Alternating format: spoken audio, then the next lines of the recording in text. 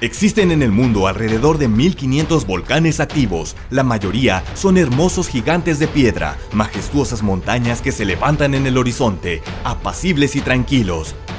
Casi siempre. Los volcanes poseen suficiente fuerza como para cambiar la morfología de sus alrededores. La erupción fue tan potente que devastó en pocos segundos 600 kilómetros cuadrados a su alrededor. Si entra en erupción, sin duda afectaría a todo el planeta.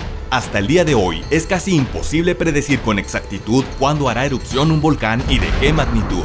Sin embargo, algunos volcanes dan señales de advertencia previas a sus erupciones. Si los vulcanólogos son capaces de descifrar el complejo rompecabezas de señales volcánicas, podrían ganar horas o incluso días para sugerir a las autoridades las medidas necesarias para evitar el desastre. Volcanes, construcción y devastación.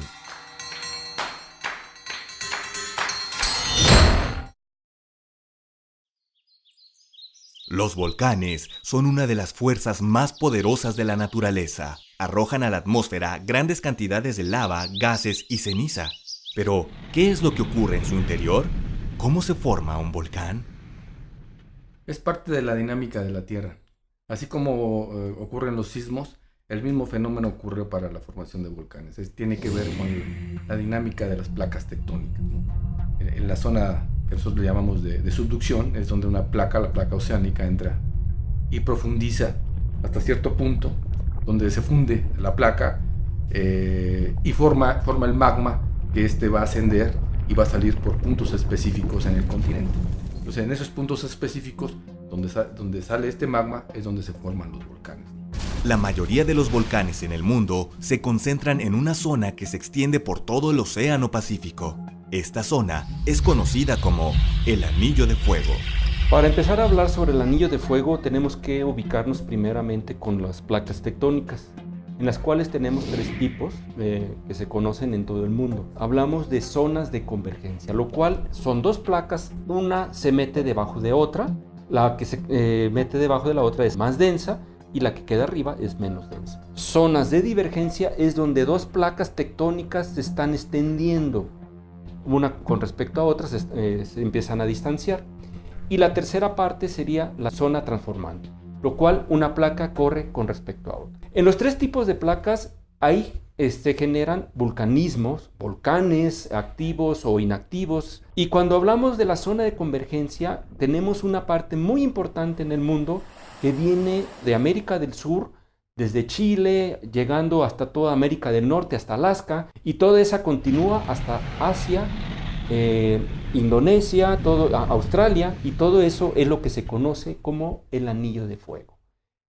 La gran importancia de esa zona de convergencia es que tiene diferentes ángulos de subducción, se conoce como zona de subducción, en el cual unos pueden tener un ángulo de subducción mayor a 45 grados o tener menos grados de inclinación, y eso también nos ayuda a que sea más rápida o más lenta la subducción. Para los vulcanólogos es de vital importancia conocer el origen y formación del magma. El magma se forma muy por debajo de la superficie terrestre a altas temperaturas y presiones. Para que el magma se genere es necesaria la fusión parcial o total de las rocas de la corteza terrestre o del manto superior.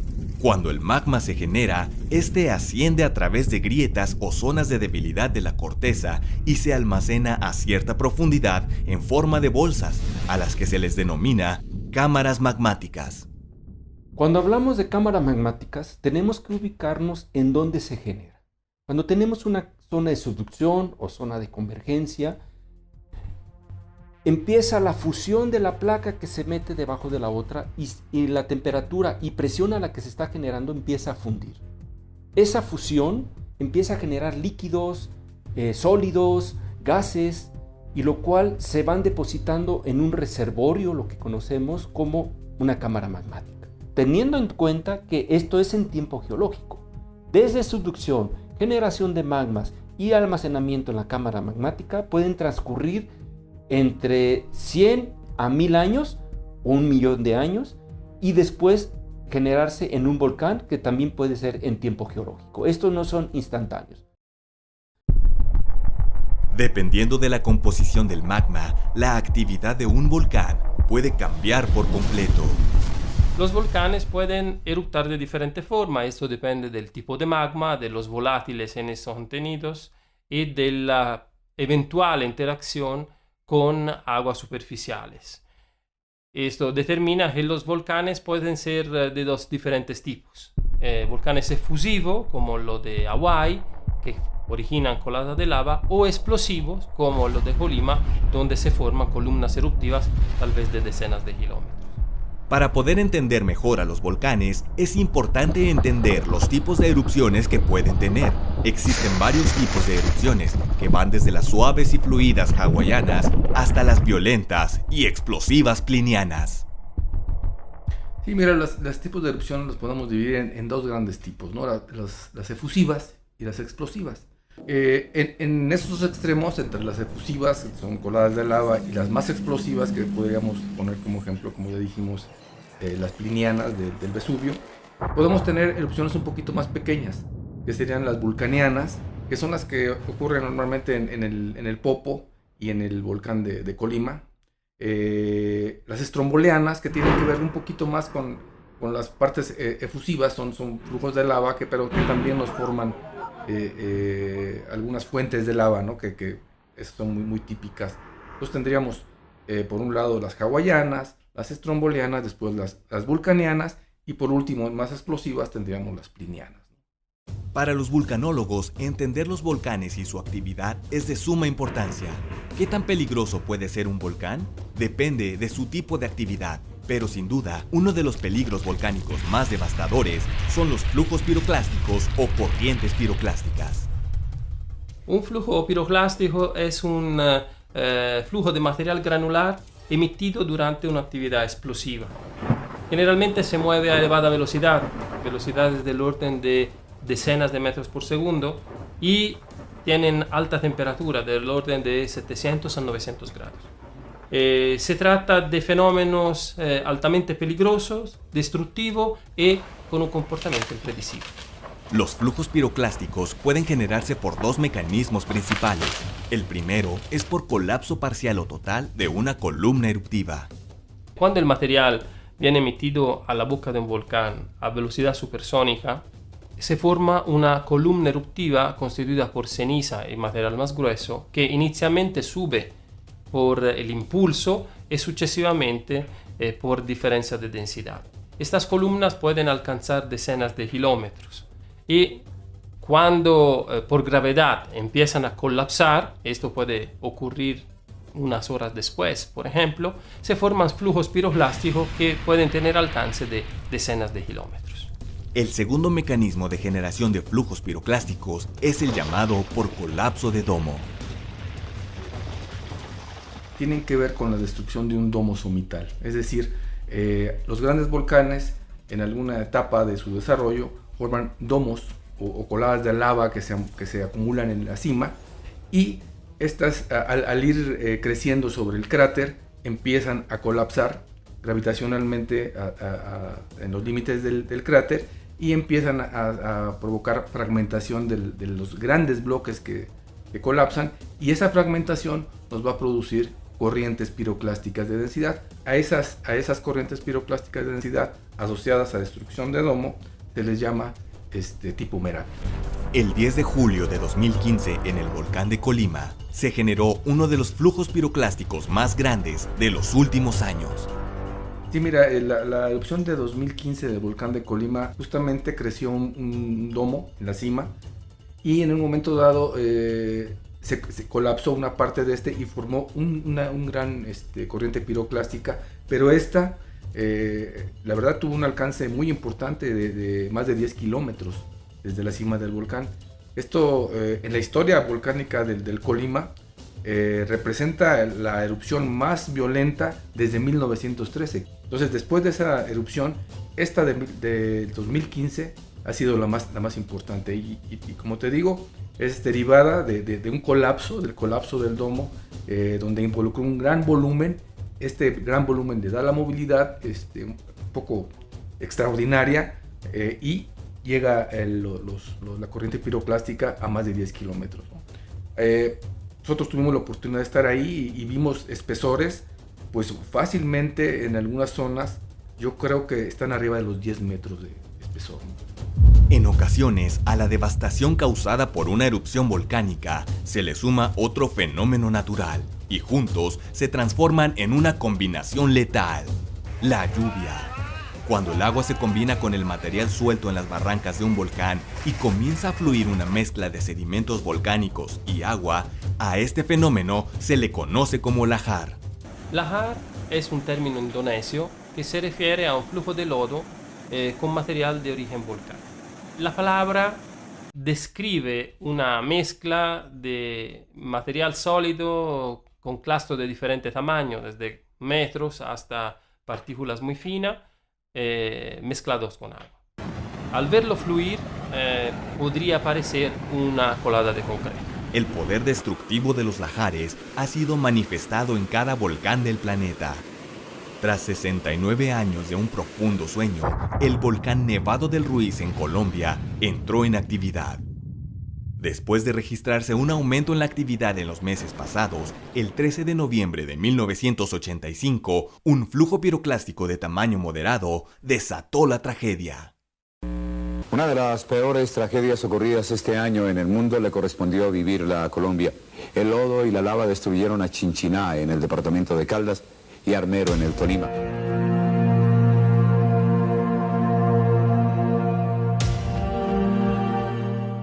Lo que pasó en Armero en realidad está asociado, es como un peligro secundario de los peligros volcánicos, ¿no? Porque aquí está asociado justamente a la erupción del Nevado del Ruiz, una pequeña erupción que fundió parte del glaciar. Ese glaciar, el agua derivada del glaciar llegó a las barrancas, empezó a asimilar material y ese material con un gran volumen de agua llegó al poblado de Armero como un gran flujo de lodo. ¿Sí? Entonces se habla de olas de varios metros de alto que barrieron el poblado de Armero. Esa ha sido una de las tragedias más sonadas en el mundo, derivadas de un lahar. Estos son los clásicos lahares, ¿no? Son grandes flujos de lodo que se desprenden de los volcanes. Para tratar de entender tanto a los flujos piroclásticos como a los lahares, los vulcanólogos estudian arduamente sus depósitos, en busca de pistas que revelen información valiosa sobre cómo se transportaron y qué condiciones físicas predominaban al momento de depositarse. Sin embargo, estudiar lo que sucede al interior de estos flujos mientras están en movimiento resulta muy difícil, además de sumamente riesgoso. Por ello, han optado por otros medios que les permitan estudiar estos fenómenos de manera segura y sistemática. Debido a que los flujos piroclásticos son, así como los lahares, son fenómenos altamente peligrosos, impredecibles, entonces significa correr riesgos acercarse a este tipo de fenómenos naturales. Por esta razón, una forma apropiada para poderlo reproducir en condiciones de seguridad y en condiciones controladas desde un punto de vista físico es utilizando canaletas experimentales, como las que tenemos en el Instituto de Geología de la Universidad Autónoma de San Luis Potosí. La canaleta que construimos es una canaleta de 5,5 metros de longitud, tiene una torre de 8 metros, permite variar la inclinación, dotada de varios sensores, barrera láser, cámara rápida, sensores que miden la presión en el fondo. Es la canaleta más grande de Latinoamérica y una de las más equipadas a nivel internacional. Con este tipo de experimentos se pueden reproducir flujos granulares secos o flujos granulares húmedos, simulando flujos piroclásticos y lahares. Las mediciones, además de las que nos permiten los sensores, pueden ser realizadas mediante análisis de imágenes capturadas con cámaras de alta velocidad, por ejemplo, y los depósitos que se originan, los microdepósitos que se originan, pueden ser medidos, reconstruidos tridimensionalmente, seccionados mediante tomografías orientadas a medir la microgranulometría y la microfábrica presente. Este tipo de estudios nos da una información muy importante para la comprensión de los fenómenos. Reducir los posibles daños debido a los fenómenos volcánicos es la prioridad en la vulcanología. Pero, ¿qué tanto es posible mitigar cuando se trata de un megavolcán? Dentro del Parque Nacional de Yellowstone en Estados Unidos se esconde un volcán de alcance global. Si entra en erupción, sin duda afectaría a todo el planeta. El megavolcán de Yellowstone solo ha entrado en erupción 3 veces durante toda su historia, siendo la última hace 640.000 años. Pero, ¿qué hace tan destructivo a este volcán? ¿Qué lo hace tan diferente a volcanes como el Popocatépetl o el volcán de fuego de Colima? La respuesta es que no es un volcán común. Se trata de una caldera.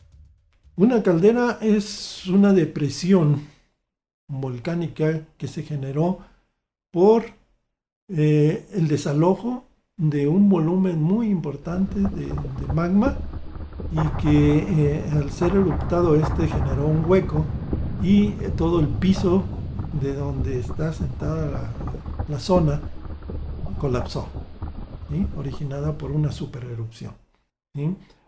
Tenemos, por ejemplo, la más notable en este tiempo, que es la Yellowstone, que se encuentra hacia el noroeste de Wyoming. En realidad, la caldera de Yellowstone no es la única, sino que a través del tiempo se han venido formando dentro de este campo volcánico de Yellowstone varias calderas. Esta sería la última. Es importante esta caldera porque se cree que en tiempos recientes pudiera ser una erupción muy catastrófica que acabaría prácticamente con la mitad de Estados Unidos. No quedaría absolutamente nada. Es equivalente a 10 bombas atómicas como la de Hiroshima. Pero bueno, se ha dicho que pudiera ser erupción. Sin embargo, los grandes volúmenes de esta cámara magmática que se encuentra por debajo de la caldera pues ya han sido liberados. Pudiera ser que existiera una erupción nueva, pero esta sería no en el mismo lugar, sería hacia el nororiente, que es donde está migrando el punto caliente de Yellowstone. Las calderas en México son importantes porque forman también el paisaje del cinturón volcánico mexicano. Entre ellas pues tenemos a Mealco en Querétaro, tenemos también la Primavera en Guadalajara, Huichapan también en Querétaro, o los Humeros en Puebla. También son importantes centros estas calderas porque allí se han derivado zonas que son de importancia geotérmica, ¿no? Sobre todo los Humeros y la Primavera, que son las más recientes. Ya sea ante un estratovolcán o ante la amenaza de una caldera, la vulcanología debe estudiar estas estructuras y los fenómenos que en ellas se presentan con el fin de ofrecer información útil a las autoridades para que puedan tomar decisiones acertadas en momentos críticos. Esa es la misión de los vulcanólogos. El estudio de los depósitos originados por flujos piroclásticos, por lahares, el análisis de las texturas, de las estructuras presentes dentro de estos depósitos nos permite conocer mejor su comportamiento, inferir acerca de la cinemática, de la reología al momento de la deposición. De la misma forma, cuando se analizan los flujos granulares a escala, en experimentos a escala, nos proporciona una cantidad de datos importante y nos permite observar estructuras durante su formación que es imposible en condiciones estáticas en un depósito. El conjunto de esta información nos permite desarrollar modelos físicos que permiten predecir el comportamiento de erupciones y flujos o lahares futuros con inmediata recaída sobre la mitigación de gran uso por la protección civil. La generación de mapas de peligros creo que es la única herramienta que nos puede servir para minimizar el riesgo volcánico. Mapas de peligro no es otra cosa que plasmar en mapas los diferentes áreas que podrían ser afectadas en los diferentes escenarios volcánicos que podría presentar un volcán en específico, ¿no? Los mapas se deben hacer para cada volcán, no puedes aplicar un mapa en otro volcán, ¿no? Diferente al que estás estudiando. Entonces creo que es la herramienta principal para minimizar el impacto de los peligros volcánicos hacia la población. Los geólogos y vulcanólogos hacen su trabajo día a día para lograr comprender más a fondo a los poderosos volcanes y así mantener a salvo a las millones de personas que habitan en sus alrededores, tratando de evitar la devastación, al menos hasta la siguiente erupción.